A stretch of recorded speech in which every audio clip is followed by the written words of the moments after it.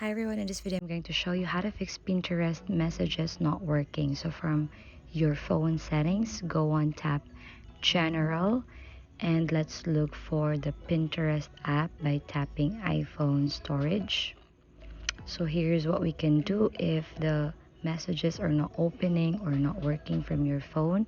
All you have to do is to go to the Pinterest app and try to tap on it, and then you can tap offload the app. So in this way you can free up storage that you have used in the app, but you can keep all your documents and data. So you can offload that to refresh it, and then you can reinstall it back. So once you have reinstalled it, the place back at the data and documents are still present on the iPhone or on your phone.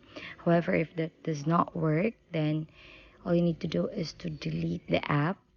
And once you delete the app, then you can try to restart using Pinterest again, and then go to your app store and type Pinterest and try to download it again to your phone. And hopefully in this way you will be able to use the messages or the conversation smoothly again. And if the problem will occur again, make sure that your Pinterest app is updated from time to time. So once you have it downloaded to your phone, you can open the app and try to sign in or to log in back to your Pinterest app. So hope this helps.